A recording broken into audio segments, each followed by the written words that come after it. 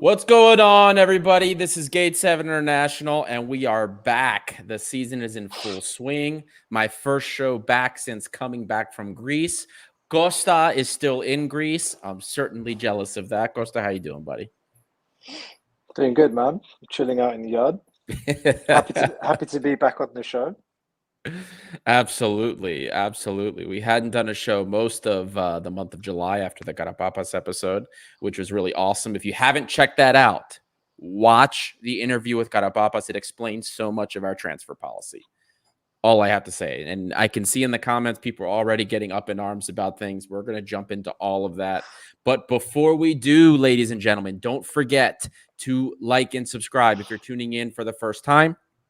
Check out our Patreon. Check out everything. Every engagement grows the community. It helps us reach more and more Olympiakos fans. So if you're just tuning in now, hit that like button. It takes 2 seconds. It costs you nothing, but it means everything to us. So please do that and help us continue to grow the community. You can also support us on Patreon. We would actually like to thank our newest patrons, Spiros Manachiaris and Theo Magnatis. Thank you guys for joining the Patreon community. It is a great time to join the Patreon group. For just $1 a month, you can join the WhatsApp chat where we give you some information that we don't always share on social media. We share data there as well that doesn't always make it to. And then there is an extended content tier where you can get early access to scouting reports. And then usually we do an interview every month or some type of other content. Before the month ends, we actually have a little video talking about transfers and the impact on the budgets and the balance sheets and FFP. So that's going to be coming out for Patreon as well. So check that out. Consider joining us on Patreon and supporting the show. Costa, let's just get into it. Preseason continues. In the last couple of days, 3 big announcements were made regarding player signings. Andre Orta is supposedly on his way earlier today, was the news today. And then now we know that Christopher Veld, for the last week and a half, it had been reported he was going to be done by the end of the month. And then today was the big surprise with Roman Yaremchuk. So very interesting stuff on the transfer front today. What do you make of all this? You know, I have to say that I've been pretty calm this whole preseason. It's very hard to follow up on obviously what we did at the end of last season. We've really, we won a European trophy. How do you then set the bar for the next season? It's olympiakos, right? So everybody wants to always be challenging for titles. So we haven't won the league in a couple of years. But you think, okay, what more can we do? But I always had a sense that going into our 100 years, that the club's administration would want to make sure that the ambition was still very high. And my thinking was that the club would want to make a statement going into the Europa League. And like you said earlier, I think the Carapapas interview explains a lot about how we've moved this summer in the transfer window, and so far like I said, I'm really calm. I like the fact that the young kids I don't want to call them kids, like the winners of the youth league got sufficient opportunities during the preseason camp in the Netherlands. So we got a good look at Kostoulas, Mouzakitis, Bakoulas, Koutsidis. I'm forgetting someone now. Papakanelos, Yeah. right? So, there's been a lot of stress and anxiety about El Kabi, which has obviously cleared up more recently, and now who the second striker would be, that we didn't want to leave Kostoulas as, didn't want to put too much pressure on his shoulders. So now obviously, the Yaremchuk signing that's come out of nowhere is, we can talk about that in a bit more detail. But like I said, I'm calm. Like I have confidence and faith that the club is setting high ambition for the next season, and looking forward to it. And it's very exciting. I mean, the players look like the players that we're signing. They look like they've been well researched, scouted, not just players that have been offered to us by said agent. Yeah, they look to be methodical and targeted moves. So we're expecting Yaremchuk in Athens tomorrow, early morning around 6 a.m. Pass a medical, sign a 4-year contract.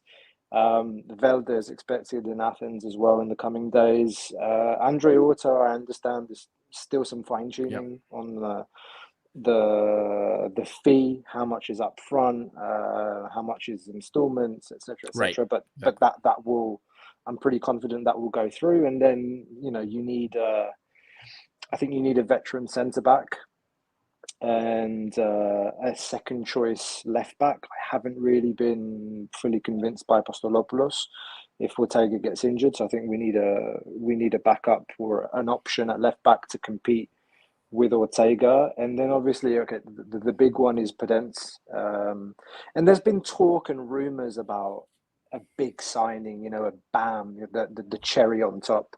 They've been calling it in Greece. To be honest with you, man, like if we get that additional left back option, a good centre back, and Podence, I'm happy. You and me I'm both. happy with what we have. Yeah. Maybe the one thing I was thinking about was I know we were already targeting at least one winger, and that was if Kostas Froutounis had stayed. So the fact that he left, the only thing that makes me think is maybe we get another winger if we do not roster Papacanelos. So that's the only thing maybe I'm thinking about. But I'm like you. I'm overall happy with the way the transfers are going.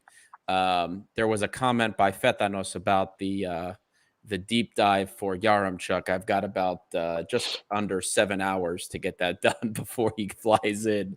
So I'll be working on that tonight. I've already got the data pooled, so I just have to cram about 4 or 5 hours of film in to actually see if I can do the scouting report, which if the kids are agreeable, I can probably do that. I'll stay up late to do that.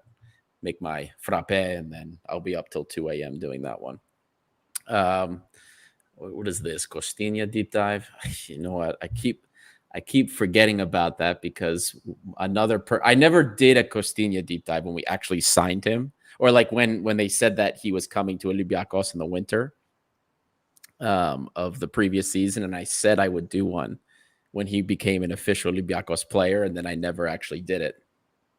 Let me get through. I just did 2 deep dives in the last 3 days, and I'm going to do another one tonight. Let me get through these, and I'll see if I have space for Costinha. So, but you guys have already seen like 4 friendlies of Costinha now. So, I don't know how much more the scouting report will do for you, and you've already gotten a chance to see him play for us a little bit. Anyway, Costa, I see a lot of complaints early on in the show about Roman Yaremchuk. And as you probably can guess, the concern is that he's washed. He's only scored 10 goals, I think it was, in 2 years. And it seems like there's a few individuals that aren't too happy with this signing. Now, there is some news, or maybe not news, insights we can share with you about the player. Things that we have talked about with some friends of the show who obviously know the player better than we do. And don't forget, guys, this guy's home was invaded 2 years ago. He's been on the move a lot. The invasion of Ukraine impacted him big time. Clear impact on his playing. And then not being able to settle at the team that he signed with and moving all over the place, it's not easy. The player needed a fresh start. He was linked with Brentford, but if you saw the post from Kotsis, he liked the project here better. Mendilibar wanted him. Kovacevic wanted him. So these guys, if Mendilibar sees something in the player and he wants him, that's it for me. He's earned that trust, I believe, from us. Mendilibar has turned players that were almost nothing into players that had positive output. What was Jovetic before Mendilibar came in and actually used him properly? Nothing for us. So if Mendilibar thinks he can get something out of Roman Yaremchuk, then I trust that this player will offer something to Olympiakos. We've got El Kabi back. Now we have Yaremchuk, and I think that this overall, the profile difference between a guy like Yaremchuk and El Kabi, I think this is good. Then we have Kostulas behind him. I'm happy with this signing because I believe, truly do, I truly believe, and this is before any scouting report is done, that whatever the case has been in the last 2 years, that if anybody can get him back to what he was before the invasion occurred, that Yaremchuk will do something for us. I believe that 100%. I don't know how you feel about this, Costa, but I think there's been griña all summer. There's been complaining all summer. The level of expenditures by Marinaki, the level of expenditures by of the club, the transfers. All I've heard is complaining when we have no reason to rush anything. But all we've heard, and this has been on social media, the WhatsApp group, complain. This is the stuff that we're hearing. And it's not like Yaremchuk is 35 or 34 and we're signing this guy and he's like well past his prime. The guy's 28 years old. He's ideally like in the prime of his career, right? This age, like 28 to 30. So I think that people need to relax and have some patience, not just with this player, but with the business that we're doing, because this is quite frankly ridiculous. We've made good signings. Remember what the summer was like 2 summers ago when there was a new player every 2 or 3 days? I remember I was in Galimno doing scouting reports every other day. Nobody liked that. I would think that people would be more happy that we have a scouting team that's finding players that are fitting our system. I don't know. That's how I look at it, Costa. How do you see the Yaremchuk situation? First of all, like this came out of nowhere again, right? We were linked with Sadiq. Braithwaite. Yep. Okay, Braithwaite as well, and I think there was some talk. Even I speculated a little bit, thinking that Braithwaite was a way of putting pressure on El Kabi to sign his contract, etc. And there were a lot of questions in general, like, hang on, Braithwaite was said to be asking for a contract around €2 million a year, and we paid El Kabi close to, was it two and a half a season for the next 2 years, plus the bonuses. And you're thinking, are we really going to be making another kind of big signing up front? And when the Braithwaite signing fell through, there was again this kind of talk, okay, it's not going to be like a 2 mil a season contract. I'm curious actually as to the details of how much Yaremchuk's going to be getting. But look, this is a player that's made transfers of over 30 million in the last couple of years. So, I mean, look, when I first heard the name, I have to tell you that my mind went to Yarmolenko, the left-footed player that plays that played for West Ham. Okay, Yaremchuk, it's close enough, but Yaremchuk, if you look at what he did at Ghent, you're going back to kind of early 2020, 2021. I mean, the guy is an absolute beast in the air. I think 60% of, or maybe more than 60% of his goals were from headers. He's deadly in the air, and I feel like we're lacking a bit of height in general. So that's good that we've brought in another option that can give us something different to El Kabi. And don't be fooled by his size. Like, he's quite fast for a big guy. Yeah. He's agile. He's got a pretty deft touch. I mean, did you see the goal he scored against Slovakia? The ball's coming over the top. Ukraine versus Slovakia during the Euros. He scored with an unbelievable touch, and then just kind of toe poked it through the keeper's legs. It was a lovely goal. So yes, I understand there's concern that his goal scoring record hasn't been great the last few years. You mentioned it already. The guy has been seriously impacted by what's been going on in his country, and there's even a video that went viral of him a couple of years ago after he'd signed for Benfica.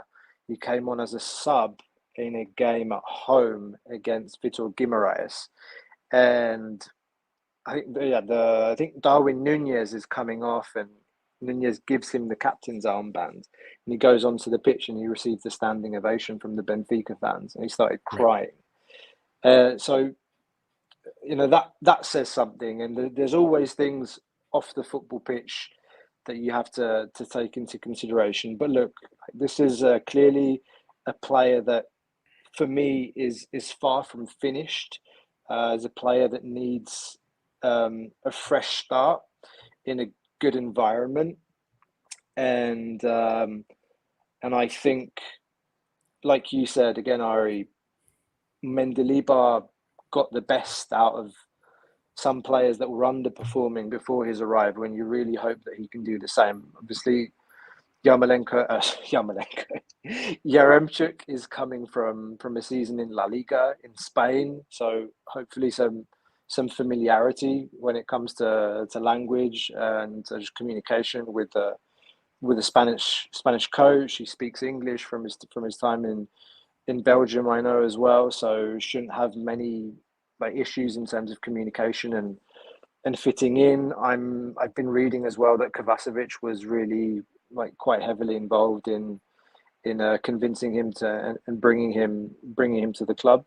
So like I always say, the pitch is the best. That's where we need to judge every single player. We've seen big names come in before and fail, and I don't share this view that it's a washed player just because he hasn't scored more than 10 goals a season the last 3 seasons. So I'm quite happy. What is it? Close to 5 million euros I'm reading as well for a player that's made transfers of 17 million. I mean, Bruges paid 17 million for him, and they're selling him for 3.5, maybe 5 with the add-ons. So that's a big chunk of money that they've lost, and we're signing him on a 4-year contract. Who's to say he doesn't start banging the goals in again, and we sell him for 20 million in a couple of years? Right. I think. Look, I'll bury a lead here a little bit because I saw somebody asking about the Christopher Veld scouting report. That's already been recorded. It's available early access to patrons right now. Once he's announced, that will go live. So that's already been recorded. It's done. But I'm going to reiterate what I said in that scouting report, because Christopher Veld, there were individuals that on social media were discussing, not just in the Greek football realm of social media, but in Poland as well, that we're talking about tracking back and whether or not, he doesn't track back. Is he going to do it for Jose Luis Mendilibar? And my answer to everybody has always been, if Jose Luis Mendilibar could make Kostas Fortounis run like a madman on the press and track back, I don't see any reason why a player who really wants to come to Olympiacos, by the way, who really wanted to be here and who helped push the transfer through, I don't understand why that would be the case. And that goes the same with Yaremchuk. If Jose Luis Mendilibar, the coach who's been able to get the best out of just about every player, I'll say, and he wants Yaremchuk, and Yaremchuk will be here, I believe in my heart that he will get the best out of him too. He will find a way to return him to what he was. That's how I see it. So I see no reason to believe that that would not be the case.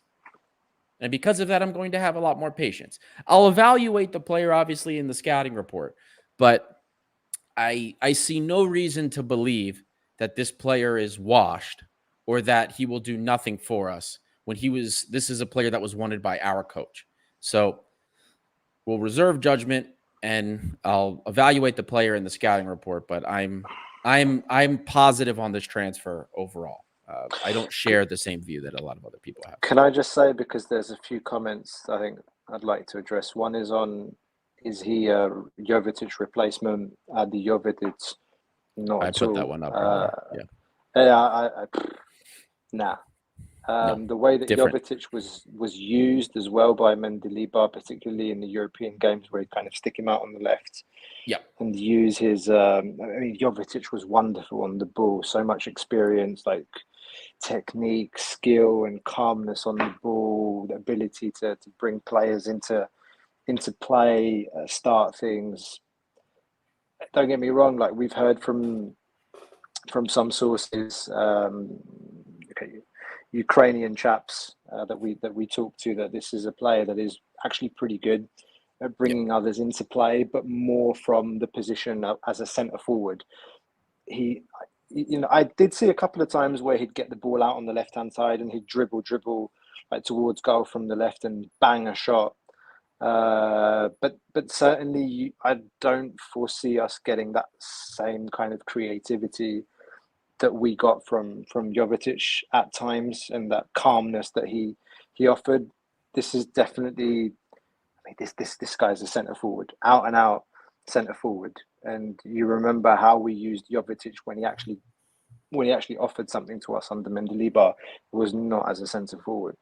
Right. So I don't see this at all as a Jovetic replacement.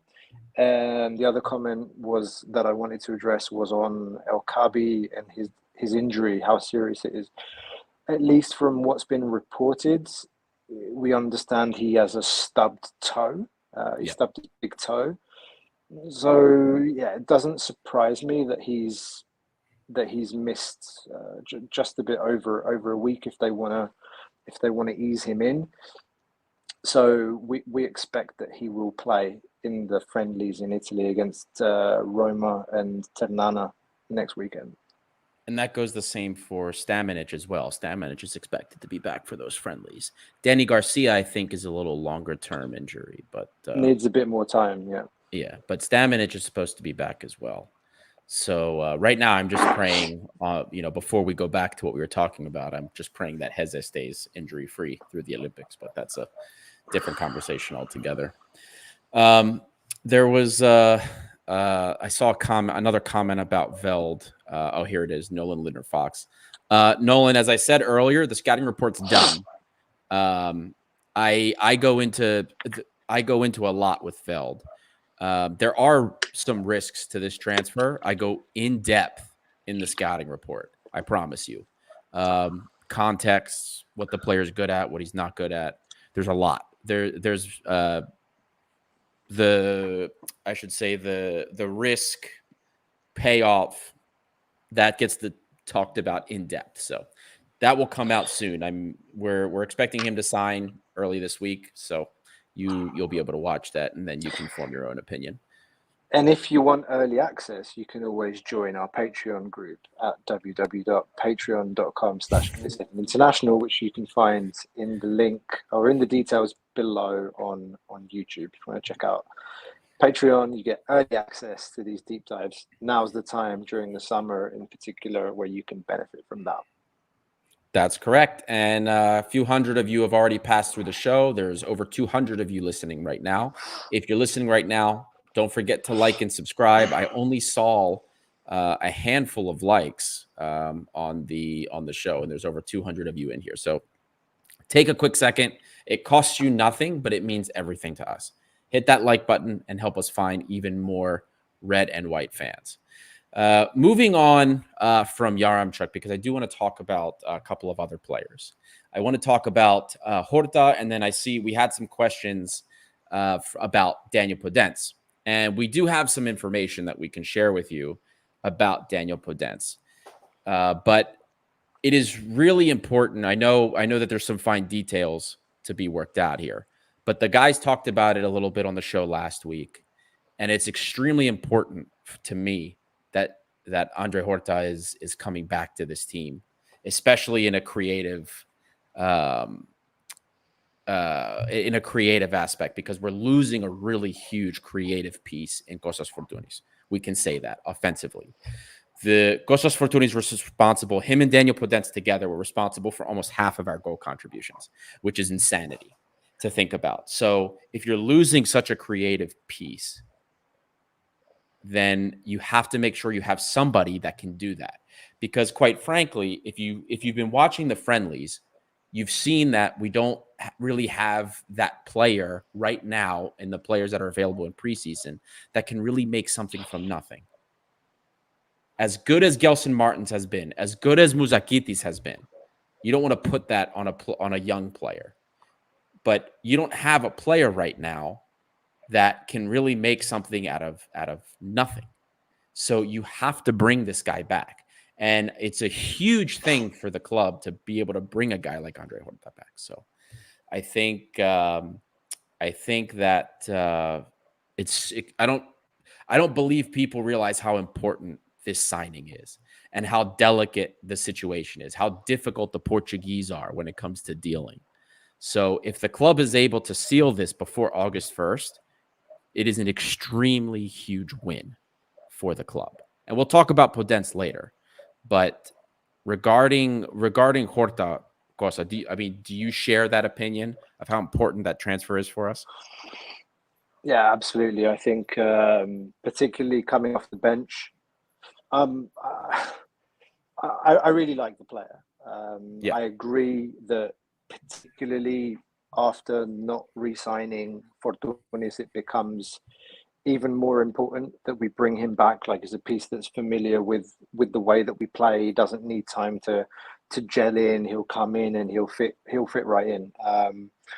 Not 100% convinced about his value in terms of like actually being a starter for the club. I find that he's been fantastic for us off the bench, as he was in the final of the Conference League. And don't get me wrong, like against Ajax, he had a great game at the end of the season. We won, was it 2-0 at home?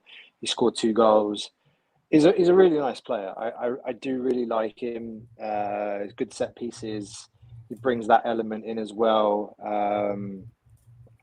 So yeah, I think we've been biding our time to bring the cost of the transfer down. I don't know where it's going to end up. There seems to be some reports from Abola recently that it will go up to 5 million.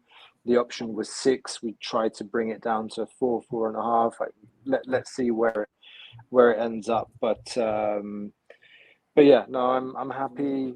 I'm happy to hear that we're close to bringing him back. And like I said, I think particularly as a game changer, somebody that can come in and up the tempo and bring some of that creativity that we lose having lost Fortunis and Jovetic. I think he can be that kind of player for us.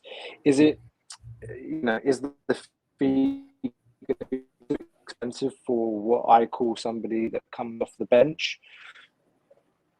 I don't know. We'll see. Like there's going to be a lot of competition in midfield, particularly in that kind of central midfield position. Like, how do we want to play? Do we want to play with Chiquinho in that role where he presses as a 8/10? Do we want Chiquinho to play as a, more central midfielder and have Orta play as a 10?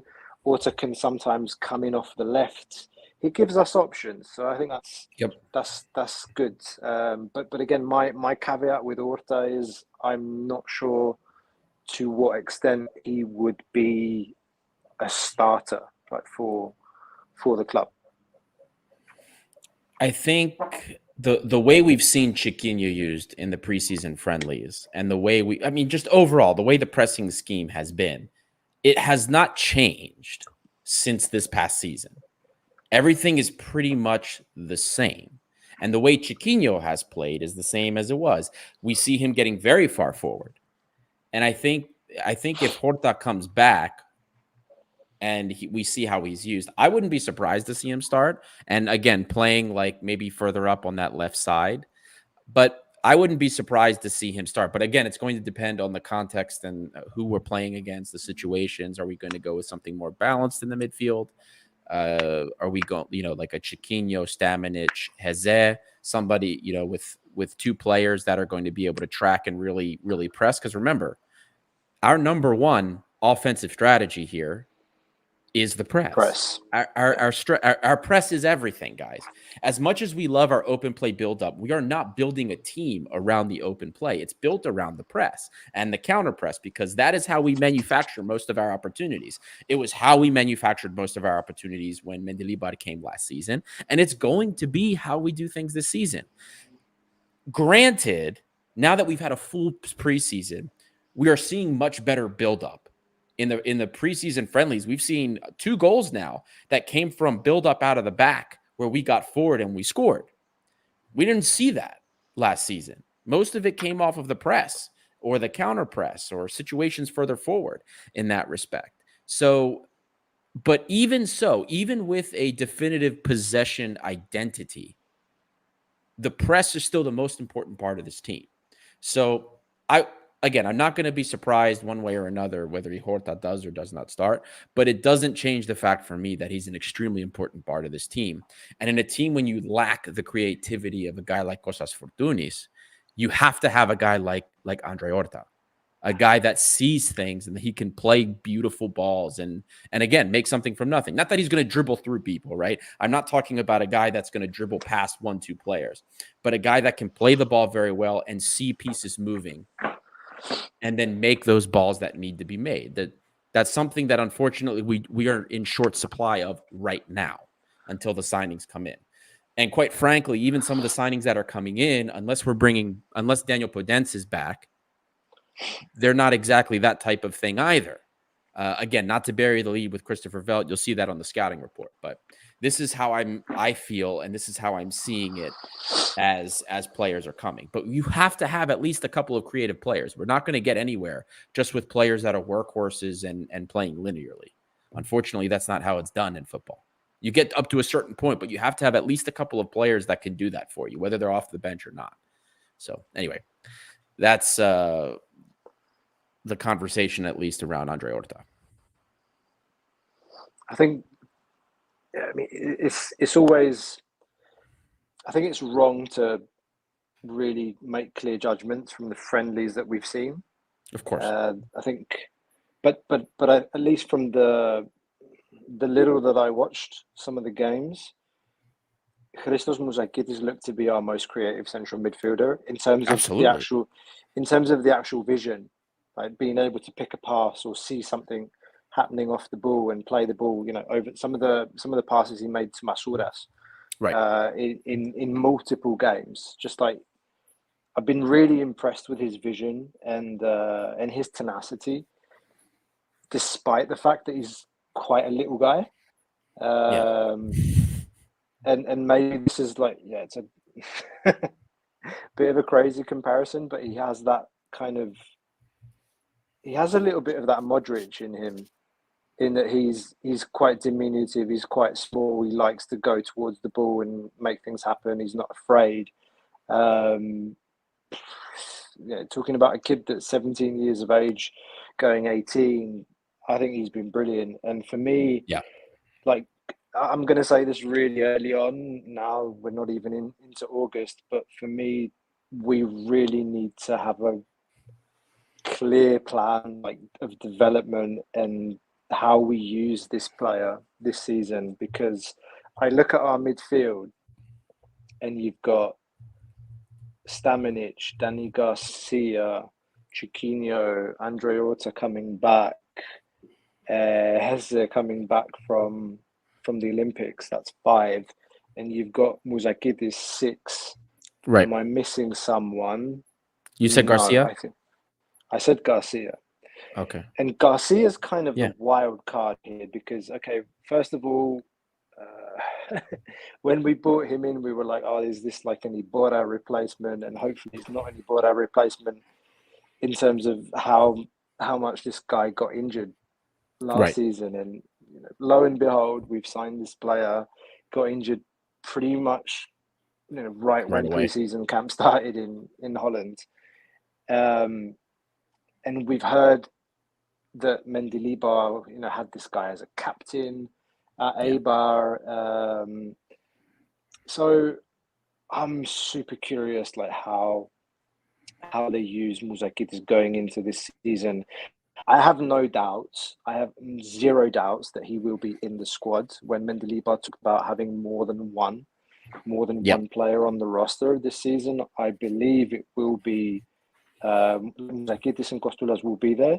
And I have to say, again, early to tell, but I quite like Bakulas as well. I quite Hmm. like what I saw from him in terms of energy, like decent touch.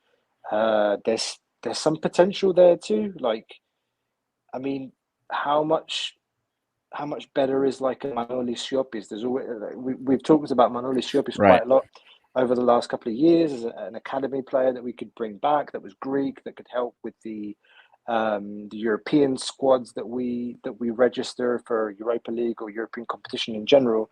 It's like this guy could be better, way better than Yeah. Siopis. So I'm not even ruling him out. But then we're up to 7 Right. Right. midfielders. Exactly. Yeah. Now, but here's where. So while we're on the topic, Costa, because you already brought it up that Mendilibar said we were going to have more than one of the U19 players rostered. We know Kostulos is one of them. Carapapas even brought that up in the interview. He had said that Kostulas is going to be the third striker. Why are we going to sign like a real washed striker? And as a third striker instead of having him who's so promising there. So we know Kostulas is one. I agree with you. There is absolutely no way Muzakitis is not on the list. He is of the players that have been in preseason. He has been arguably the best. Between him, Gelson Martins, and Chiquinho, those guys have had incredible preseasons. So it has to be him. Then of the other players, I see the Bakula shout. It's just I think about the players that when we're looking at players and like what we already have and who will see time. As much as I want Kutsidis to be on the team, when I hear we're looking at a veteran center back, I don't see where there's space for him. And unless we sell Doi, then maybe I could see that, right? But if we don't sell Doi, I don't see how we keep Kutsidis on the roster. The first friendly that we played was against and it doesn't matter who it was. Right. Kutsidis played this beautiful pass from the back through Yeah. to Costulas, and I was like, Yeah. the bloody Cosmotea commentator was like, "Oh, great ball from Masuras." Like, that was Kutsidis, you idiot. Um, I like him too, man. Yeah. I like all of them. Man. Even Papa Canelos, who really doesn't look ready. I Yeah, like all of them, dude. I don't want to say he's been a disappointment in the friendlies, but yeah, you're right. Like, I think out of the 5, is it that are at preseason camp, Yep. he's the He's one that you saw some flashes, like yep. some nice balls, some trickery with his feet, but maybe that's the one that you loan out, like the Yes. one that you definitely loan out, and you say, okay, you need to go somewhere where you'll have a good environment around you, not like a loan to Olympiakos or some Right. shit. Sorry, Exactly. no disrespect to Livadia, but he needs to go somewhere where he has some good players around him as well. And not go somewhere where he's expected to like carry or anything like that. Um, Doi for me needs to be sold this summer. I just Yeah. don't see what he can bring, what more he can bring. Yeah. And there's been rumours of interest from Italy, from some German clubs, and I think Right. if you get 3 or 4 million a percentage, I would take Coutilis over Doi. I agree with you. I agree with you 100%. I would because like we even got to see what we talked about playing Doi as a center mid, Yep. and I'll be honest with you, I wasn't that impressed. No. And I thought that Got that's really where we could have seen something of more value from him. And okay, maybe it was just one match, got caught and in possession quite a few times. quite a few times, and I expected Yeah. better because that was one thing I looked at when he was playing center back. It's like, all right, he's competent with the ball at his feet. This is Yeah. something, his aggression. He's maybe further up the pitch. There's less risk with him making fouls, make less risk with him in that regard, but he can move the ball and still be a very aggressive 6. And I just wasn't impressed. And at that rate, are we really expecting to see more from him? I don't think so. I would rather, even if it's only a 1 or 2 million, man, I would rather get rid of him because Kutsidis has way better value potential down the road. And I would much rather do that. And then hopefully we would see something more from Kutsidis. But then, then that's 3 youngsters that are in the roster. What is the likelihood that we roster anybody else? And it's very low. I mean, the fact for me that we got more than that, he said we're going to have more than one, was crazy as it was. Because I'll be honest with you, I only expected before preseason started that Kostulas would get rostered. But then having seen what I saw of Muzakitis, there is absolutely no way you cannot keep Muzakitis. I mean, there's no way. So, but then 2 youngsters is already crazy. So I think like we're really, in my opinion, not that I wouldn't want it. I just think that in terms of reality, I think that the reality of us rostering 3 of these youngsters is very low probability, let alone 4 or 5 of them. I'm not going to lie, man. I won't be surprised. If Muzakitis is a starter at the beginning of the season. I would love every second of that. He's that good. He looks so, like, if you have not been watching the preseason friendlies, you are really missing out, because like we are witnessing and we talked about in the WhatsApp chat how Muzakitis, like during the U19 games, like, man, this kid is good. We talked about how his game is translatable to the first team. We talked about how we thought Papacanelos would probably struggle. Maybe Kutsidis could do something for us. But like Muzakitis was one that I was really interested to see. Kostulas was, I don't think anybody's surprised by what we're seeing from Kostulas. But Muzakitis is one that's like, man, at a time where you're losing the I don't want to say magician, but like one of the most creative players to pass through Olympiakos, to a Greek player, I should say, and he's gone. To have Muzakitis just like here doing what he's doing in preseason is like, all right, well, Fortunis is gone. Now we have the next thing that is coming up into the academy. That is a really awesome thing to have as a Greek player. And I know some people don't care about the Greek thing, but I do. I care about the Greek thing. So to have a really good Greek player that's coming through the ranks, that's important for the identity of the team. And that's how I see it. And in a position that Greece is severely lacking as a country. Exactly. Like I said, I won't be surprised. First fixture, what is it, against Volos away from home, and we have Califea second game. I won't be surprised if he starts. I think I said this in our Patreon chat as well. There's one thing that this guy has that everybody else on the roster doesn't have: left foot. Mm-hmm. And I think it's in the modern game more and more. It's so important to have that balance. Yeah, we saw the coach insisted on having a left-footed centre back. We brought in Pirola. Equally, I think that might have an important bearing. And he's the coach. I have a feeling that he's fair. But if he's seen the effort, he's seen the competence, and it doesn't matter if you're 17, 16, whatever. If the coach thinks that you can play, you will play. And I think he's been fair. He has respect from the players respect him. So yeah, I'm looking forward to that. There was one other comment in the chat about Heze, and I can't remember who it was worried about him not getting enough rest. Not getting enough rest. Guys, what is it? Heze is 22 years of age, if I remember well. He got a pretty decent rest before the Olympics. Hadn't played football since the 29th of May, and the Olympics started a week ago. So I'm not worried. I'm not worried about Heze being tired. If you compare to the last few seasons and pre-season starting early because of qualifiers, I think he'll be fine. Just don't get bloody injured. That's what during I'm the worried about. Olympics. Yeah. With what I've been seeing at the Olympics, like I just don't want him to get hurt there.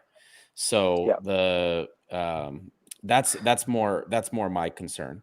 Now, Costa, before we kind of talk about some of the other positions on the roster and like kind of the worries that people have about certain players, I did want to talk about one more potential transfer rumor. And it's a player that we've been talking about a lot for the last, ever since he left after his loan, Daniel Podence. We've already gotten questions, a lot of questions about Danny and what the situation is with that and what we can expect. Is he coming? Is he not coming? I believe last week on the show, you had already said that you were pretty, you were very confident that a deal was going to get done. And I think maybe because we have a lot of new people that are tuning in, there's over 600 people right now. Over 600 people, and I think only 60 likes. So 10% of you have hit that like button. Go hit that like button right now. It takes 2 seconds. But anyway, regarding Daniel Podence, guys, there's something that people keep forgetting. He is on the last year of his contract with Wolves. Wolves, if they do not sell him this summer, whether it's to us or to somebody else, if they do not sell him, they will lose him in January on a pre-contract because he will be able to talk to other teams, and he wants to come back here. He wants to come back to Greece. So if for whatever reason, I think it's a very small probability that he does not get sold in the summer, we will sign him on a pre-contract. I see that happening 100% if he doesn't get sold over the summer. But he wants to come here. He has been pushing it. He threw an absolute fit when they brought the Saudi Arabia deal to him. He did not want to go. He refused. He wants to come here. He's communicated that to the Wolves, that he wants to come back to Olympiacos and that he wants a deal to get done. So when there was talk in media, especially English media, about Danny doing very well in training, the guy's a professional. He's a very professional player. He looked very good in training. There was talk about him staying, but we had been hearing from the people that we speak to there that he was always he's going. Like that was the understanding, and it's still the understanding. What was the expression that English journalist gave to you about Danny coming out like a bat from hell or something? Yes, literally, he said he came out of training like a bat out of hell. Here. I'll read it to you right here. I have to find it, but here, give me 1 second. I can give you the exact verbiage. But I'm pretty sure that's exactly what he said, is that he came out of training like a bat out of hell, just like going insane, running a ton. Yeah, that was exactly it. Bat out of hell. Danny came out in training like a bat out of hell. And he, even though they said his relationship improved, the understanding is he's gone. He's leaving. He's not staying.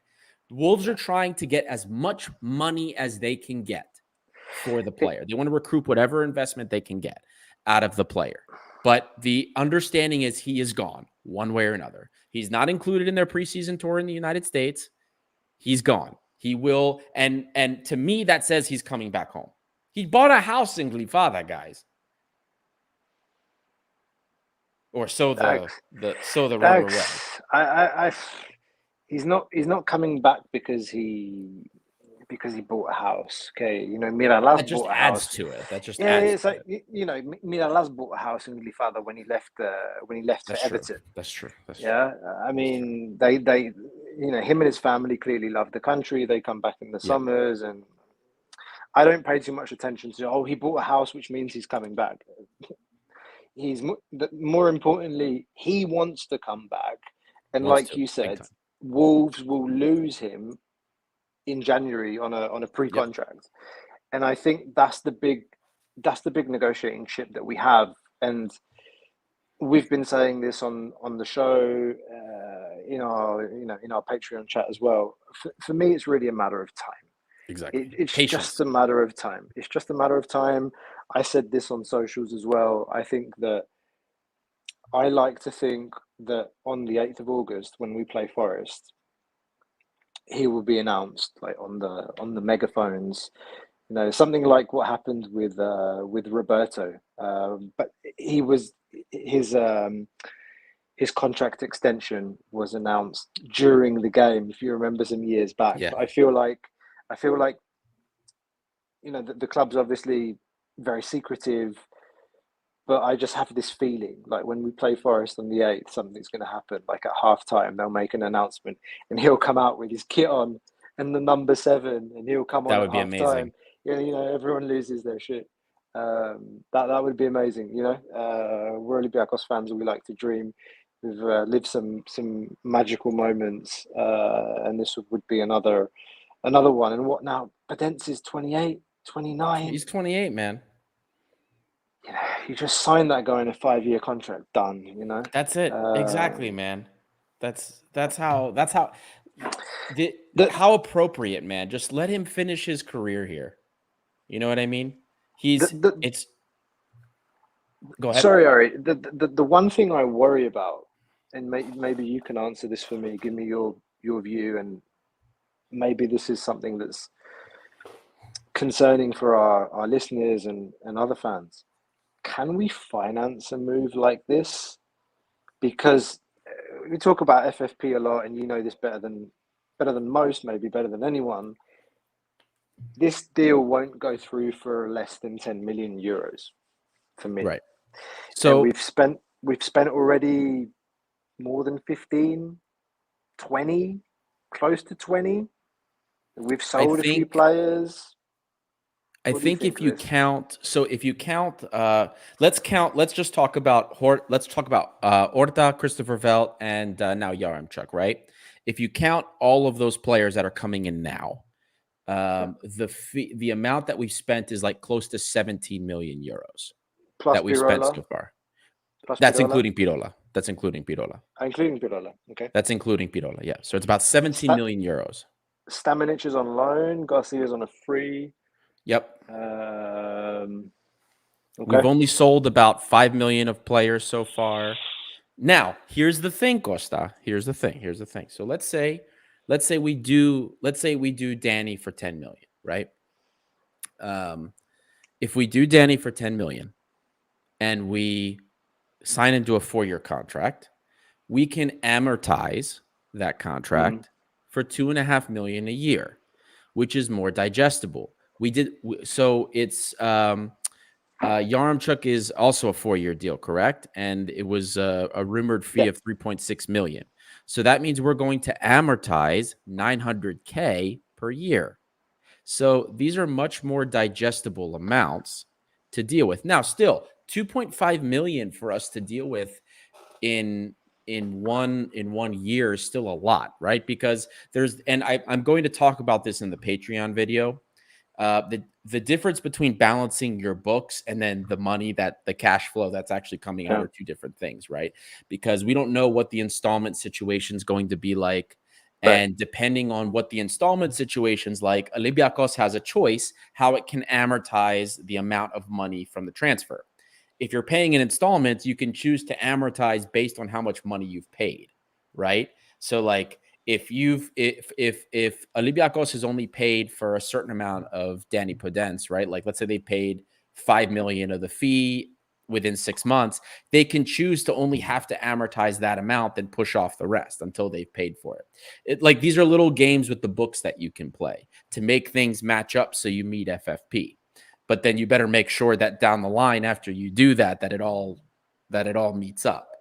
So these are games that you can play to make this type of thing work. But in the end, regardless of the games that you play, you have to be able to justify that with the revenues that are coming in, regardless of what you're paying and what's going out. So right now we're guaranteed at this point, we are guaranteed, I think it was close to 30 million euros by being in the group stage. And if we make it, I think to 1 knockout round, we're guaranteed like close to 30 million euros. I believe it's that, which is pretty good.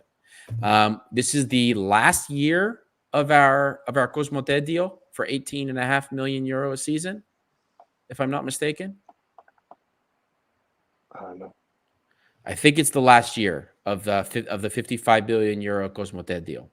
Oh yeah, because we got more money than everybody else, didn't we? Right. We got Yeah, 55, yeah. which was record breaking. So I think it was a 3-year contract. I think it was. correct. So this Yeah. is the last year of the deal. So we're already guaranteed this season. Our revenues are guaranteed to be about 50 million. Just those two. Forget stadium, forget sponsorship. And we've only sold 5 million worth of players. If we make a couple other player sales out of this, I think we're all right. And also, don't forget, guys, after last season, all the contracts that we lost, we have our wage bill is especially compared to the season before, significantly less, which it had to be anyway because the squad ratio dropped again. So for those of you that maybe aren't aware, this season clubs can only spend 80% of their revenues on what they call squad benefits, which is like salaries, bonuses, all of that stuff. So we're reduced again to 80% of that. And this is something to try to help make clubs stay solvent.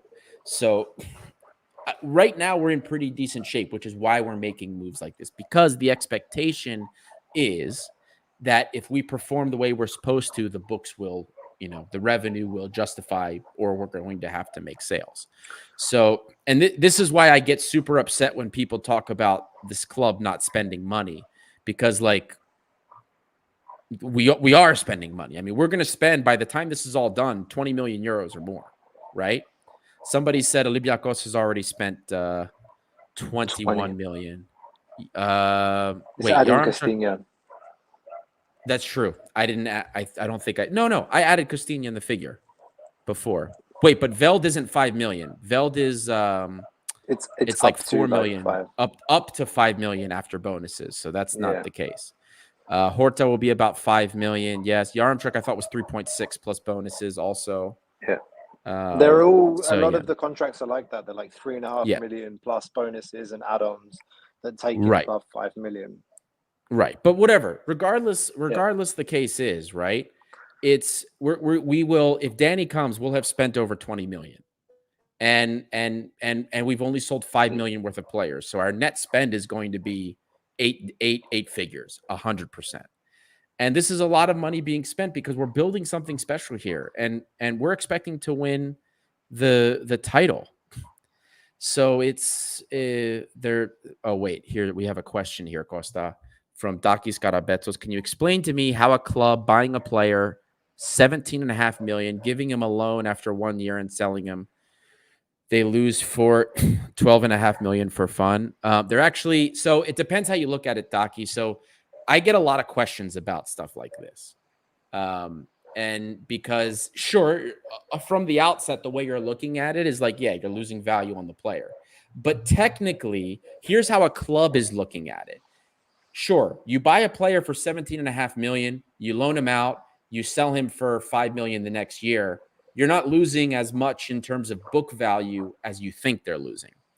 Because let's say they sign that player, Costa, to a 3-year contract, 17.5 million, it's 6 million per year. Okay. So you bring him in, 6 million, you depreciate the 6 million, you amortize that the first year. He goes on loan, you get a fee for the loan, the wages are off, boom, fine. You bring him back the second year, and then you sell him for 5 million. Your loss is only going to be about 6 million because you amortize the 6 million, you sold him for 5 million. The book value then is only a negative of 7. That's how they're looking at it. So they're not losing as much money as you think. They're not losing 12.5 million.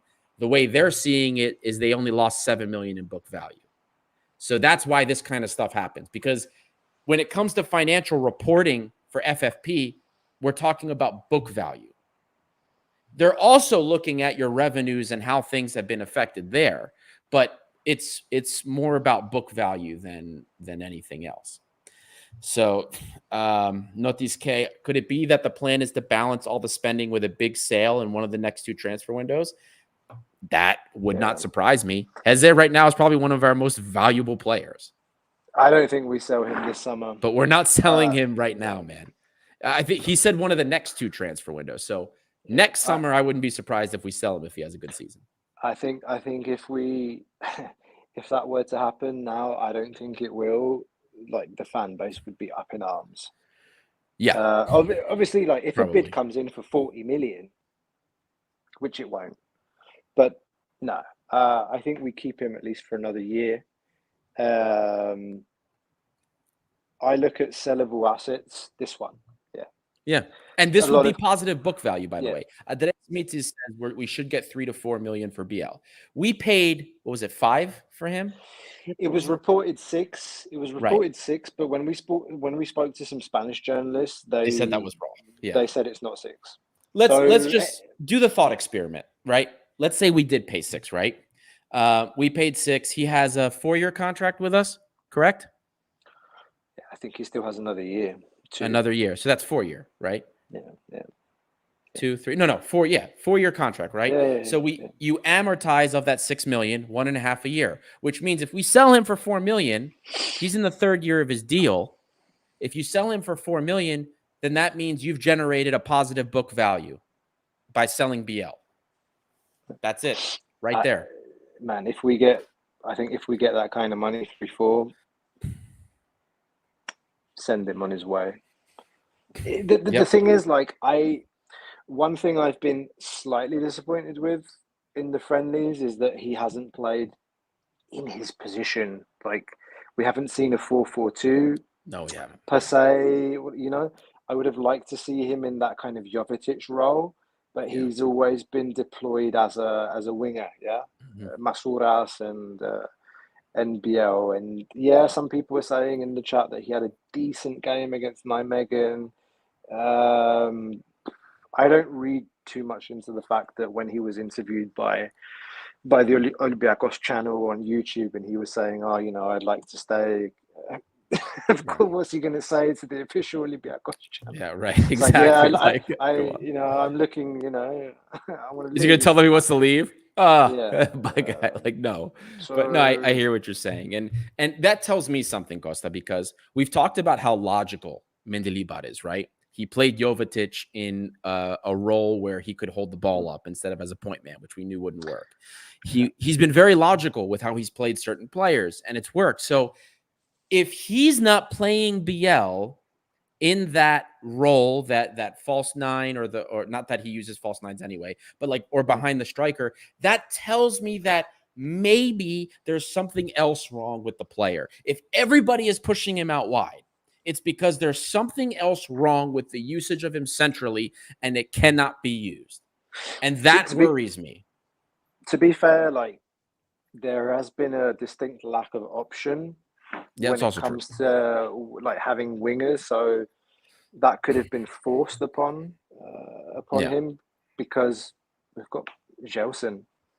That's it. And Gelson's the only out-and-out winger that we have on the roster right now. Even Papacanelos looks to be a bit more of that kind of attacking mid. Yeah, he drifts. That drifts out wide than a player that starts out on the wing. So unlike Veld, who is also out and out, but anyway, that's a different Velde, from what? Yeah, I mean, I haven't watched your scout report yet, but from talking to some Norwegian colleagues, this one's a character. Oh, he is. This player's a character. He can light up the stadium. Can I tell you, Costa? I said this in the WhatsApp chat too. If he does one of he has this through ball. He doesn't do it all the time. Handful of times a season. When he kicks the ball with the outside of his right foot and it just spins around like the defender and he catches his striker, like, if he does that in the kind of sky keep, people are going to lose their shit. Gorgeous balls, like 30 meters, and it's just like, I watched those passes each like 6 times. That's how sexy it was. But he can run at people too, like, you know. Yeah. Let's see. Like, that's our team looks kind of scary up front if we complete the business that we want, and it's really, I mean, Podence, Gelson, Velde, another winger. Yeah. Yaremchuk, LKB, Kostulas up front.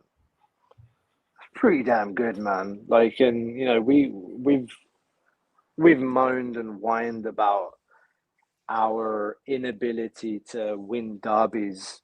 It's been super frustrating the last Yep. couple of seasons. But you look at the firepower that we're adding, and just the fact that I think we're having a very serious, a serious transfer window. Like the way Yes. that we've just approached it, it's not scattergun. It's not none of this by this young Greek player that we won't play, but we'll loan or we'll send to the B team. It's very kind of like, all right, what do we need? And that's what we've focused on. And there are just, I think it's almost there. It's almost there. It's really about getting Podence in as well, on top of the players that we've talked about today. And then I spoke to someone in the UK this week about Omar Richards. Omar Richards has had a pretty good preseason with Forest, but he is third in the pecking order. Yeah. He's third in the pecking order.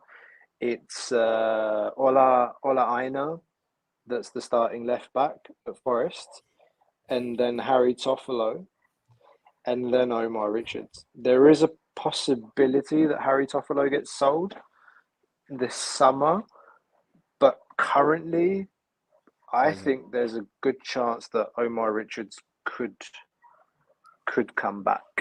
Yeah. Well, we were told that there's a couple of possibilities regarding his future if everything stays the same. One of those, and of the possibilities, it's a pretty good one, that he could return back to Olympiakos again on loan. We were told that. Yeah. So, but there's options on the table, but that one is a serious option for him if things don't change in terms of the pecking order. So, little bit for you guys that are tuning in. There's over 800 of you. We're an hour in here, so a little bit of information for you. Again, if you're just tuning in real quick, over an hour, probably closing up soon after we talk about one or two other things maybe. But like and subscribe, hit that button. More engagements means we reach more people. We connect more red and white fans around the world. That is the goal of Gate 7 International, is to connect red and white fans around the world and also grow this community. We convert new fans who never heard of Olympiakos to Olympiakos every day. And that's what this is about, making the world a bigger red and white playground. So hit that like button. It takes 2 seconds, costs you nothing. 82 likes, and there's over 800 of you in here. If you're tuning in on X, consider joining on YouTube and subscribing. It's easier to interact, and you can get notified when stuff happens much more easily. So consider that if you are on X. There's a bunch of you tuning in on X right now. So anyway, Costa.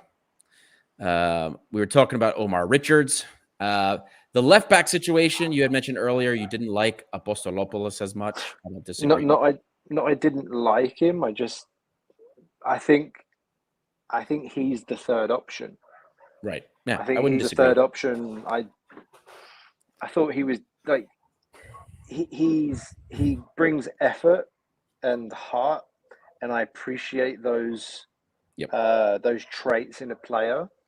It's just not somebody that, like, if Ortega gets injured and I have for 3-4 months, like he has a serious injury, it's not the player that I would want to be playing for me week in, week out. Yeah, I think it's a gap that we need to fill. It's a hole that we need to fill in the roster for sure. Well, I think we're good on the right side. Very good. Rodinei. I think it's interesting that we've seen Rodinei play as a winger as well in some games. I was half expecting that Castilla would play right back, and we'd see Rodinei further up the field too. He's been pretty good. I think down the right we're good. Down the right we're amazing. Biancon can play fullback if needed. Even Retsos can. Like we're set on that side. Yeah, I agree with you there. Pirola looked pretty good in his debut too. I liked him. No nonsense. I didn't see much. Well, What you're did you not think? going to. You're not going to. He's not in the scouting report, which is available for all of you to see. He's not. He's not a ball playing center back. It's kind of a He no is. nonsense, like That's it. from the radar plot that we've put on socials as well. He just That's looks it. like a no nonsense centre back, like good kind of positional awareness. Not surprising. I mean, the guy's coming from the Italian league. Actually, when you sent the radar plot, you and I already exchanged, and immediately I looked at it. I thought that the one stat that really popped out at me was he was what number one ranked Shots defender blocked. in Serie A for shots blocked, and I was like, oh my god, like Yeah. In a back that's three. in a back three, okay, for a team that got relegated and was under a lot Yeah. of pressure, and so there's a lot of volume, but what is he? Again, under the age of 24, was it Yep. 23 years of age? Retsos is the experienced one. If anything, Yep. right now at the back end, he's 25 years of age. Well, Carmo's 24. Yeah. But Let's he see. serves a purpose, right? Like Carmo, we needed Carmo to provide support to Retzos and also kind of like calm things down, because Retzos for most of last season was erratic and he was making a lot of bad decisions defensively. Mm-hmm. Like he would have without some of those bad decisions, you would say he had good games. Getting the ball forward. I mean, he led Greece. He was one of the leading ball progressors in Greece, both carrying and passing the ball. That tells you something. Only Ruben Semedo did that for us last. So the Retzos has plenty of talent, but he's just very erratic and he makes bad decisions in many cases. You needed Carmo there to be more of a calming presence. But funny enough, when I look back at Carmo's data in Greece, it wasn't as impressive as I remembered him being in Europe for us. Like, actually, he got beaten on the ground a lot. Yeah, and I yeah. didn't remember that. I had to go back and look at it over and over and over again. So having a player, now that Retzos has had a full season under his belt, he's going to get the captain's armband, I'm convinced. So I think maybe that the experience of the final, hopefully that gives him a certain level of maturity that will see us have less of those issues. And then you have a guy like Pirola next to him, or even Abby, but I'm just making the point here with Pirola. That's no nonsense. He's going to clean up stuff and give room to Retos to go forward. You don't need to have a Carmo next to him, because quite frankly, Costa, and I said this in the scouting report, Carmo was always going to be a long shot for us. We only got him because of a situation with the coach at Porto. We would never see that kind of player otherwise. Let's be honest here. So if you can get the support that you need to complement what you have, you can't ask for much else. I'm not saying he's going to be amazing for us, that he's going to do the job perfectly. I'm just pointing out that the likelihood of us getting Carmo was already low probability as it was, as much as we hoped. You know what I mean? Yeah. I think, were we ever going to pay 12 million? Even when we talked to Costa Carapapas, he said, if we pay 12, 15 million for a centre back, how much are we going to have to pay for a centre forward? Right. Like, Exactly. the market reacts to that when they see Exactly. Olympiacos is making a big money move like that. They're like, oh, these guys have money to spend. It's Right. like, well, I don't know. Maybe it's for the best. Like, I think, like you said, it was the hardest one. I think definitely Yeah. was the hardest one to bring back. And you're right, though. There were some Greek games like in the league where you thought, oh, come on, Carmo, like you're in the wrong position there, and Right. like how have we copped to go? But honestly, like, the images that come to mind from Carmo are really just like the block in the final against Exactly. Fiorentina, and just him towering over towering over all of their attackers. And Retos had a fantastic game Yeah. in the Especially final after the too. concussion. Yeah, he was Maybe about the to come. brain damage from the concussion is going to like carry into the season. Helped his decision making. He didn't have to think so Yeah. much. It's like, I'm concussed. I'm just going to work with instinct here and just like fly into everything. It was brilliant. But yeah, even Mendilibar was asked about Carmo and Right. Pirola and what he thought, and this was from the conversation he had with journalists in the Netherlands. It's available online. You can go back and listen to it. And when he was asked his opinion about Pirola, he said, obviously very different players. Like Carmo was brilliant at bringing the ball out the back, and distribution's fantastic. And I think we'll miss that. We We will will. miss that, Yeah. despite, it is kind of a luxury to play with two ball playing centre backs, and Big sometimes time. it is just a nice balance. Sometimes when you have one good ball playing centre back and another one that is a no nonsense kind of defender. So we'll see how. I think that's the idea right now, is to gel those two together. What he did say about Pirola was that he was faster. Clearly, Right. he said And that he very is. clearly. He's faster than Carmo on his feet.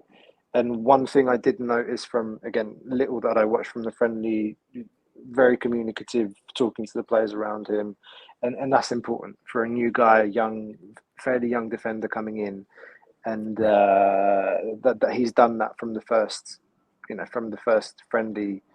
I think that says something, but we'll see. Very, very early days. I've This seen whole this. I've seen these comments about Dybala come up a lot. Guys, we are not getting Dybala. I didn't see Lo Celso. We are not getting. I don't know where that came from, yeah. but that is not happening. Uh, I listen to a lot of different football podcasts, and I listen to an Italian-based one. I listen to one that actually even is focused on Roma as well, because one of my best friend, I should say, is a Roma fan as well. So I listen to that so that he and I have stuff to talk about. And it's not happening. I'm telling you guys, there's no chance. But anyway, we we need to focus on like what's real and what's. right. If the club decides they want to make a big bam signing because it's the 100 years, then just chill and wait. Like I Yeah. know I'm talking to Olympiacos fans right now, and this is crazy, but it's been a really good start to the window, and we've made signings. We can't accuse the club's administration of lack of want to Right. invest. We can't, and again, the signings appear to be very targeted, and we've again, one thing that I keep from the Carapapas interview, among other, was what he said about the club's scouting network and the fact Right. that the ownership, we have this multi-ownership now of Olympiacos, Nottingham Forest, and Rio Ave. It means that we're able to benefit from the scouting departments of the other teams as well, and we have this big network of scouts. So I think we're in a very, very good position in terms of our ability to look at the market and make moves. Yeah. And You're it, right. it, it, it feels very different to the last couple of summers. And again, like, we get some. I wake up in the morning and I look at the Patreon chat and I think, okay, what are people moaning about today? It's like, oh, we're not That was spending, me. or it was like, oh, we're looking to sign Sadiq, or it's like, oh, Sadiq's rubbish. He hasn't scored a goal in however many years. It's like, guys, we're not signing Sadiq. That's probably like a manager, an agent that's offered him to the club, and every single signing has been out of nowhere. Pirola, never heard of him in any reports. Yaremchuk, same. Right. Stamenic, all of those signings, they were just like, one day, it's like, notification. It's all like Romano, Sasha Tavluri today from Belgium. Right. It's crazy.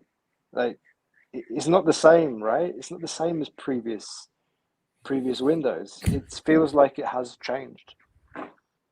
Yeah, and I mean, and Costa, I threw this up there. I haven't seen anybody complained about the expenditures. I saw one that I thought was going there, but it hasn't. But this is, if we include the fees, this wouldn't include Podence, but if we're including the fees that are reported for Orta, Veld, and Yaremchuk, This is how much money that we have spent since the 2021-2022 season. So this isn't even including the sales of Daniel Podence and Kostas Tsimikas. This is just what we've done since that first season of not disaster, but like downhill, like the final season of Martin's full season. And look at how much money we will have spent after, you know, the three signings come in. It is insanity. And some of you might say, oh, well, you know, we need to know what the other teams have done in terms of sales and expenditures. And you're absolutely right. So I've included those for you here. Here's a snapshot of our rivals, of the other top four clubs, what they've spent in the same time period. And this is including, by the way, Tete from that Panathinaikos just signed. So this is Ike. You know what? We have audio listeners, Costa, that won't be able to see the images. So I will say the amounts. Olympiakos in the last few seasons, since the 2021-2022 season, after these signings come in, has spent over 60 million euros, 62.32 million euros in signings. We have sold almost 50 million in players in that same time frame, with a net spend of 15.3 million. So we have spent out of pocket after sales 15.3 million. In the same time period, Panathinaikos, after their big expenditure, one of their biggest in their club's history, has spent negative 28.5. They've spent 28.5 million on player transfers. They've sold less than 6 million for a net spend of 22.5 million. Ike, after getting a free stadium and making the moves that they've made, they've spent to this point 31 million in player transfers. They've sold 16 million, which came off of really two big player sales, one in which very recent with Ezekiel Ponce, with a net spend of 15 million. Then there's PAOK, who has only spent 14 million in the same time period. They are the only team of the top teams with a surplus of almost 30 million. So I hope this goes to show everybody that this club has not only sold more players for higher fees than any other team in Greece, but we've also spent double what the next team has spent. So I don't want to hear any more from any of you that this club does not spend money. There are plenty of arguments that you can make, the 900 of you that are tuning in, about the business that the club has done. But you cannot say we don't invest money and invest resources in this club. It is false. It is fake news.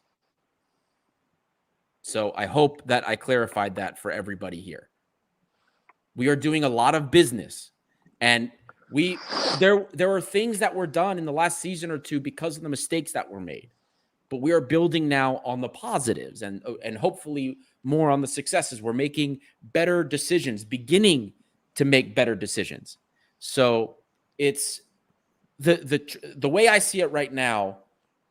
The club is, I'm not going to say that this is going to be an amazing season. I'm hoping so. We've made, in my opinion, more logical decisions than we've made in the past. But you've begun to see that this club is operating more logically with a long-term vision. How many seasons, Costa? How many summers were we coming on these shows in the summer like, what is this transfer for? I listened back to some of my deep dives last year and the year before, and I'm like, I don't know what this – I have no idea where this role this guy's going to do. Even with Diego Martinez, there were two players I'm like, I don't know how he's going to fit. I don't know how he's going to fit. And this summer, I'm sitting going, I know exactly how this guy's going to fit. I know how he's going to fit. That is positive. That is very positive. I haven't been able to do that since we started this project. That is positive, in my opinion. So yeah, I think what you're seeing here, and I'm hoping that I was able to dispel some myths that I keep seeing, not just in the Patreon chat, but in on social media and from some people in the comments from the last couple of shows that you may or may not have had. There are arguments that you can make regarding these decisions, but it's not about the amount of investment that has been made. That is incorrect. So anyway, Costa, now that we've finally cleared that up, although I'm sure it'll come back up again, but people got a nice visual of what's real and not bullshit, which is what Gate 7 International is about. We're here about the truth and not the bullshit. Try to keep a straight face when I say that. No. Just for me, it's never on this topic. It's never been so much about lack of spending. It's how we spend, how we've spent money in the transfer market the last couple of years. And I think we learned our lesson with Marcelo, James Rodriguez, and at least what we've been told is, that sort of stuff is finished. Done. Yeah, that sort of stuff's finished. Man, I saw something interesting actually earlier today on Transfermarkt. There was one of those 2 starting 11s that they put up of free agents. And I don't know, man, like, let me put a question to you and to the audience that are listening or watching us. What would you prefer, our big bam, if there is a big bam signing? What would you prefer it to be, position-wise? Winger. Winger? Mm-hmm.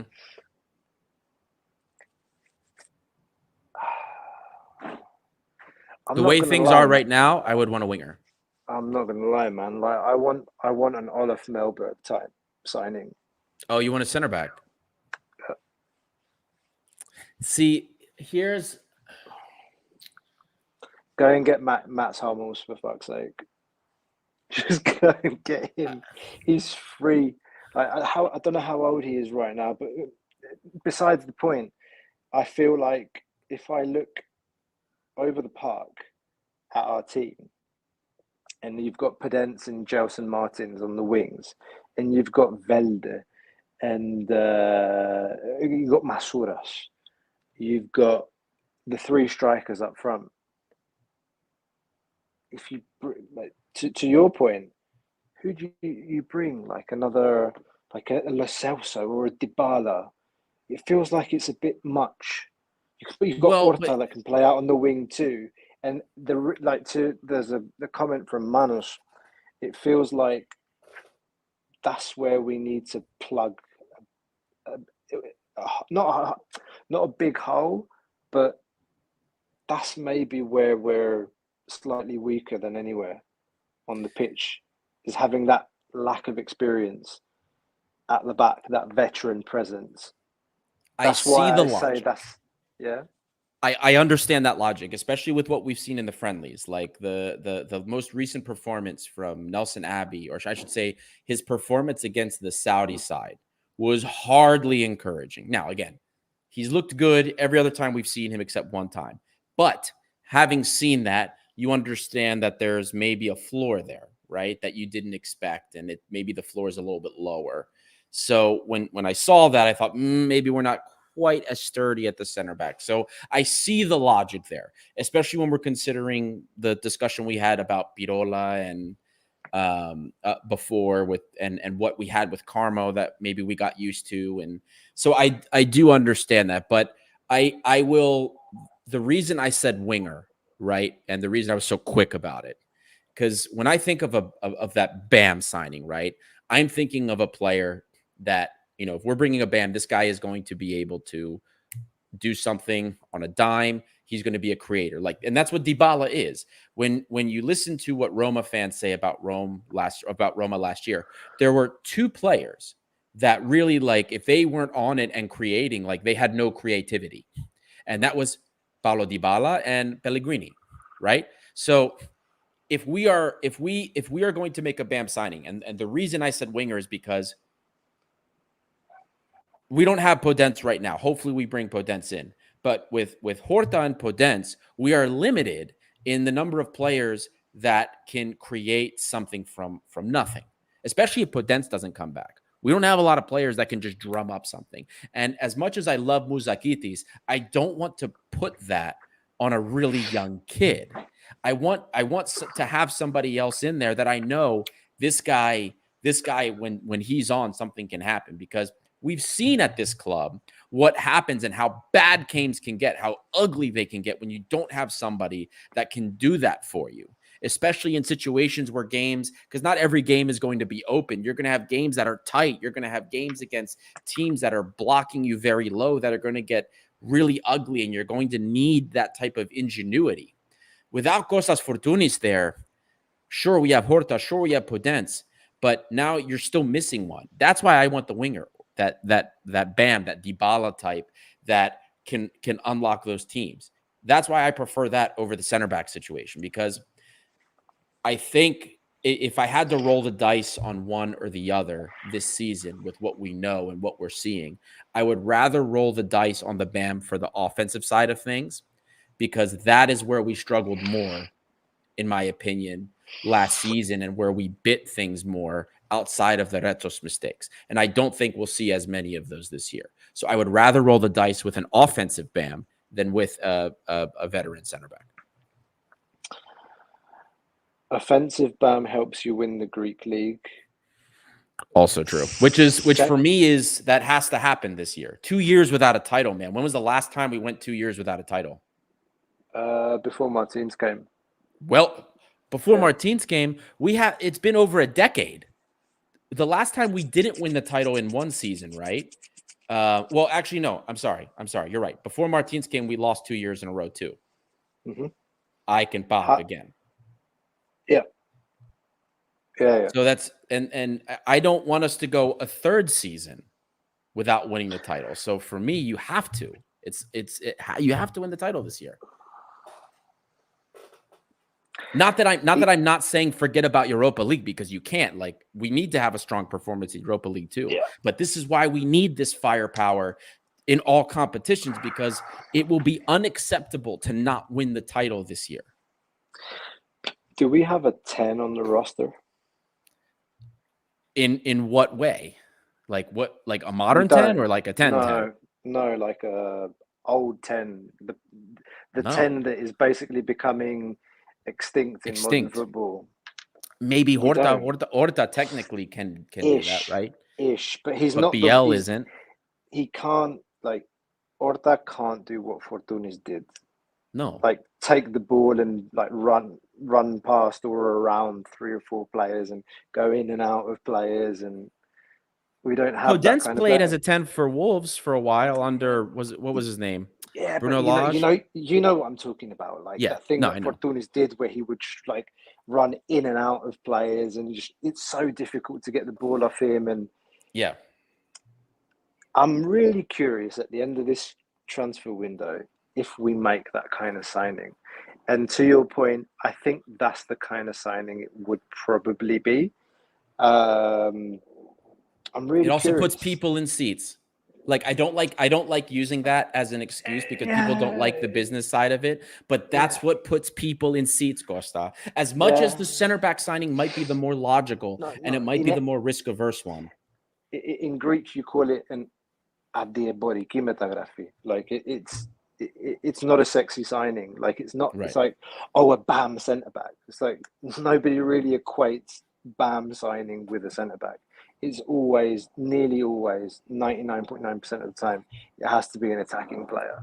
Right. Like, I'm just thinking about it more logically. Like, I don't know. Like, Mats Hummels is the name that comes to mind. I won't say Sergio Ramos, but you're probably right. If there is a cherry on top, Kerasakis Tidurta, it's going to be, for me, it's going to be a Fortunis replacement. And I mean, in terms of what he brought on the field, right? That creativity, replace the player himself. Yeah, it has to be, Costa, because think about it. We're in a grungy situation with PAOK or Panathinaikos. It's 0-0, 1-1. The game is ugly, and we can't get the ball inside the penalty area. Who are you relying on to make something happen? You don't want to put Mouzakitis in that position. One of your promising players. That's how we've killed players in the past. It's Podence. Who right now, or Horta. Gelson. I think Gelson will be an important player for this season. Again, the thing assuming with him he stays healthy, which we hope. Yeah. The thing with him is always that. It's like, if he can stay healthy. Yeah. So you need another player that and I mean, hey, God willing, it's maybe a guy that can be a day in, day out player as well. That when things are tough and you need something, that is a source of production and creativity, just like Costa was. Yeah. And Costa was not just a source of production against smaller sides. I pulled up the data on that too. He had the most goals and assists against Ike, Balk, and there was one other one. I think it was at Dromidos too, but he loved the big clubs as much as he loved the little clubs. But you need somebody like that in the league especially in the league against teams that are low blocking us, against teams that are difficult, that somebody can just come up with something. Whether it's that toe poke. Yeah. Oh, can he do it on a cold night? Can he do it on a cold night in Stoke, or rather on a cold night in Volos or Livadia? God damn. Yeah.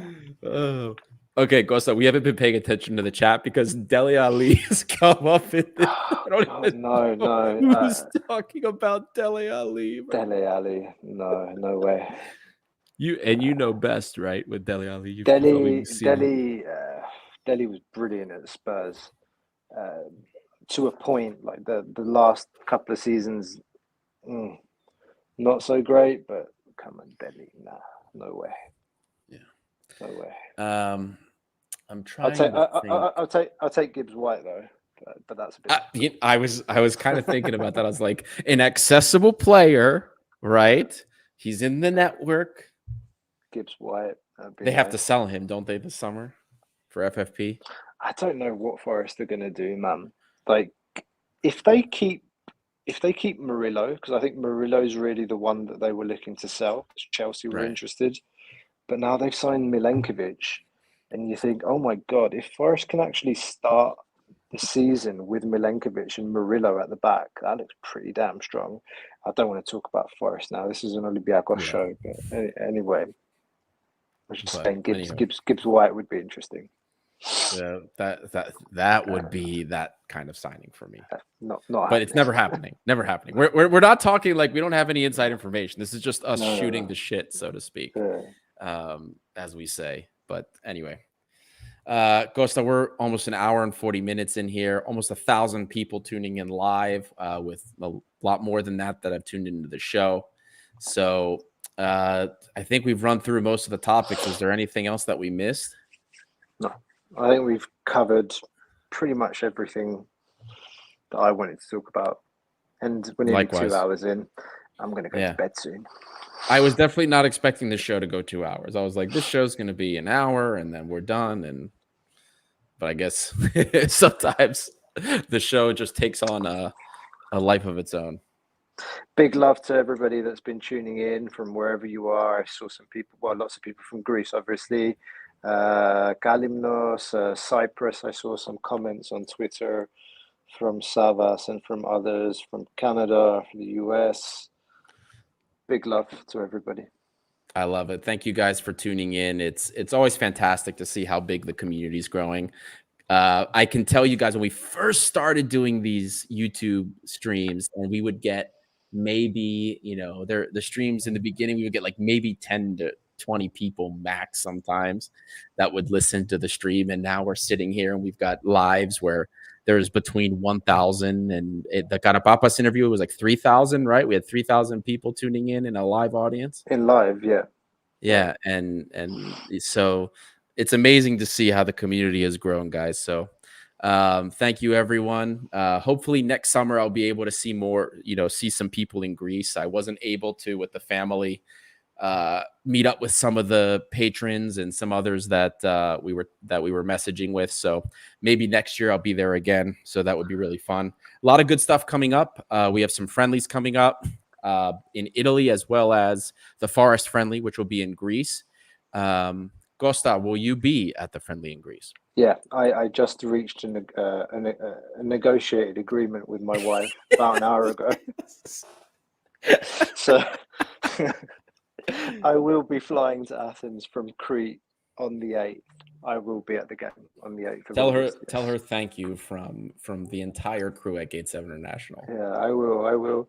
If I will people want to fly reach Lambro out, over to babysit the children if she needs help. you always have to pay something afterwards, but it's okay. Yes, no, trust me, I definitely understand that. That's every time I do a live show and my wife is watching the kids while I'm doing it, I always have to You pay it gotta back pay for it. afterwards. The things we do for you, the things we do for the Gate 7 International community. If people want to shoot a DM, meet up at the stadium outside or anything, feel free to send either to my handle at olympiakos on Twitter or send to Gate 7 INTL on Instagram or any of our socials. Feel free to reach out. Absolutely. And again, fun stuff happening, especially on the Patreon channel. There's some different content coming out. We're also going to be interviewing some interesting people as well. So we do some interviews sometimes outside the realm of olympiakos so that we can get some perspective on markets, on the way things are done. We did some really fun ones already. We interviewed the former president of Huracan, where Hezek came from. We talked to Nottingham Forest reporter Paul Taylor. We talked to we've talked to TV journalists. We've talked to a number of individuals that we had some really great interviews for. We had a fun interview with Lambro. People wanted to do late night with Lambro. That was a pretty funny one as well. So check it out. There's some fun content coming, especially the finance stuff. So, and then there's plenty of things happening. We're going to be following the friendlies, giving you guys the information as we get it. So continue to support us on socials, engage, because like we said, the engagements help push us in the algorithm to find new people. We're halfway through to 10K from 9 to 10K on Instagram. We earlier this month hit 5K on YouTube. So we're growing all over the place. Thank you for the support. And we look forward to hitting more of those benchmarks. And then I think we also have a giveaway coming soon, Costa. Maybe in the near future, undetermined date. In August. In August. So there you go. Giveaway in August, boys. Check out socials because that's how you get into the giveaways. So thank you, everybody, for tuning in. This is Gate 7 International by the fans for the fans. And as always, we'll see you next time.